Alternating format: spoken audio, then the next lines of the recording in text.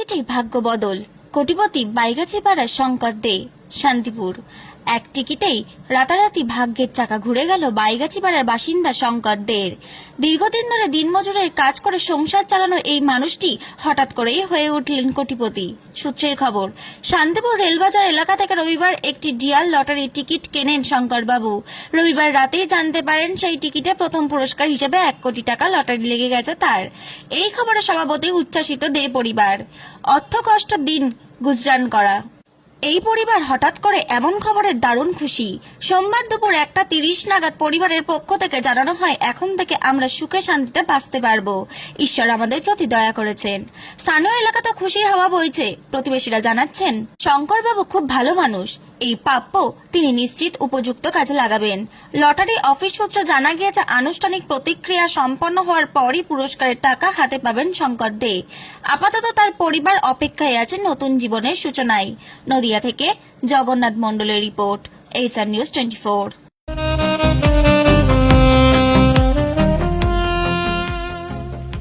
সর্বস্তরের ক্রেতা বন্ধুদের শুভ কামনায় বাবা লোকনাথ বাইক পয়েন্ট। আমাদের এখানে যে কোনো কোম্পানির বাইক ক্রয় এবং বিক্রয় করা হয়। অবশ্যই মনে রাখবেন, ফাইন্যান্সের সুব্যবস্থা আছে। প্রোপাইটার দিবাকর দেবনাথ ওরফে বাপি। Mobile number 9002195367। আমাদের ঠিকানা 12 নম্বর জাতীয় সড়ক, শান্তিপুর বাইপাস, পাওয়ার হাউসের নিকট, শান্তিপুর, নদিয়া।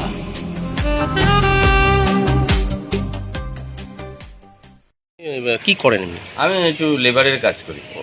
এই লটারি কি আপনি প্রথম কেটেছেন? না, আমি পয়সা থাকলে কাটি। কত বছর ধরে কাটছেন লটারি? তাও 5-7 বছর।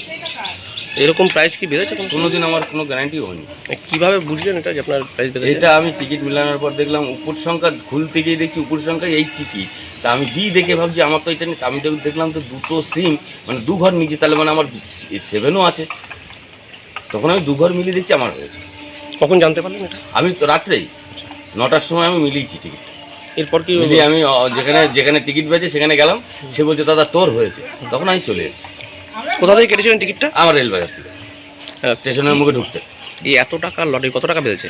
আমি এটা তো 1 কোটির ব্যাপার। আমি কত কি পাবে সেটা ব্যাংকে যেটা জমা দিয়েছি, ব্যাংক যা সেটা 1 কোটি টাকা বেড়েছে তো? কেমন লাগছে আপনি যে লটারি? মানে এটা ভাষায় বোঝানো যাবে না যে এত দুঃখ আমার জীবন থেকে চলে গেল। মানে অভাবে থাকতে থাকতে ভগবান আমার মুখ তুলে তাকালো। কি আগামী দিনে কি ইচ্ছা আছে? ইচ্ছা আছে এবার সুষ্ঠুভাবে জীবনযাপন করব, ভবিষ্যৎটা আগামী দিনে বাড়াবো। কি নাম আপনার? আমার নাম শঙ্কর দে। বাড়িতে আর কে কে আছে আপনার? বাড়িতে আমার ভাই, মা সবাই আছে, বউ, স্ত্রী, বাচ্চা কাচ্চা আছে? সবাই আছে। আমার ফ্যামিলি 3 ভাই। আমরা 3 ভাই ফ্যামিলি, আর মা।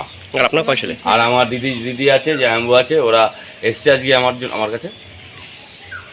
সবাই আনন্দে বাড়ি এসেছে? সবাই এসছে আনন্দ। পার হয়ে 20-তে পা দিয়েছে। কিরকম চলছে সংসার?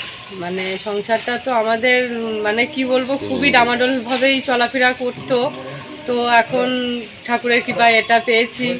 এখন হয়তো সেই দুঃখ আর আমাদের থাকবে না। দাদা কতদিন ধরে লটারি কাটে? তাও ও 10-15 বছর ধরে তো কন্টিনিউ কেটেই যায়। কোনো সময় মানা করেননি বা এরকম? আমি প্রচুর অশান্তি করেছি ওর সঙ্গে। সব সময় আমি দেখলে অশান্তি করতাম যে এরকম কেটো না, খালি আমাদের বাজে না, খালি পয়সা খরচা করা মানে আমাদের সংসারে ঘাটতি পড়া।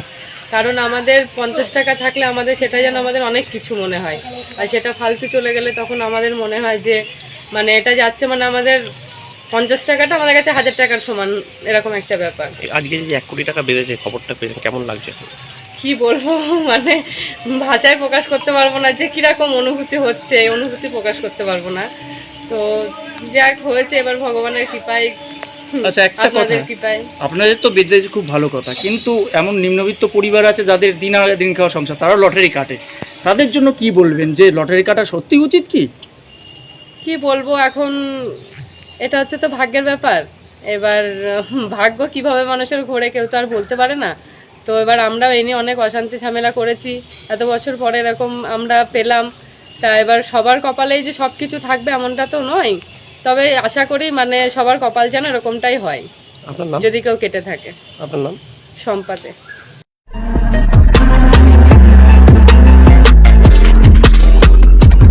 নমস্কার, আপনারা দেখছেন HR নিউজ 24, সত্যের লক্ষ্যে মানুষের